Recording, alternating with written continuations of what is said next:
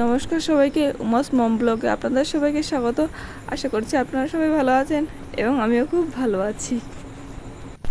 যেদিনের ব্লগটা শেয়ার করছি সেদিন ছিল সোমবার, আর ঘড়িতে বেজেছিল প্রায় সকাল 8টা।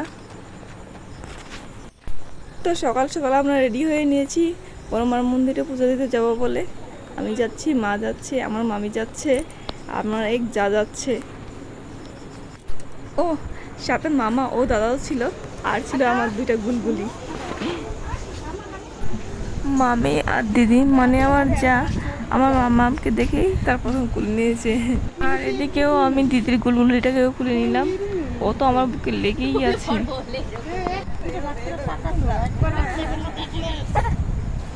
চলো তাড়াতাড়ি জামা প্যান্ট পরে।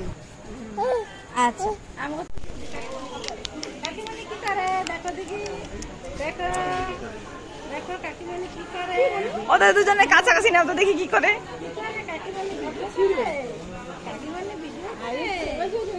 কোথায় চলছি আমরা, কোথায় যাই বসে না ফুল ফ্যামিলি। আমাকে দুজন বাকি রয়েছে। দিদির গুলগুলিটা এই প্রথম ট্রেনে উঠলো আর ড্যাব ড্যাব করে তাকিয়ে আছে, বাইরে শুধু দেখছে।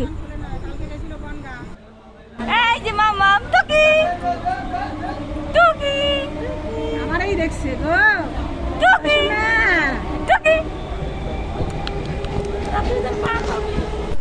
আর এদিকে দিদির পাশে আমি মাকেও পাঠালাম, বললাম দুজনের ভিডিও একসাথে করব। আর এদিকে আমার মাম্মাম দেখেই যাচ্ছে আর দেখেই যাচ্ছে।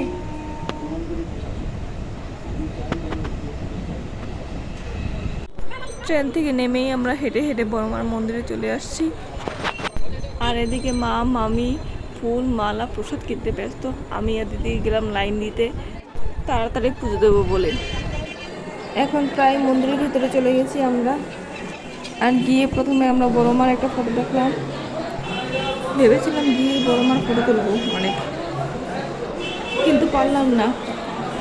আসলে ওখানে ক্যামেরা বা ফোন দিয়ে কোনো ফটো তোলা নিষেধ, এই জন্য ফটো তুলতে দেয়নি আমাদের, আর আমরা তুলিও নি। তারপর চলে গেলাম আমরা গঙ্গার পাড়ে ঘুরতে,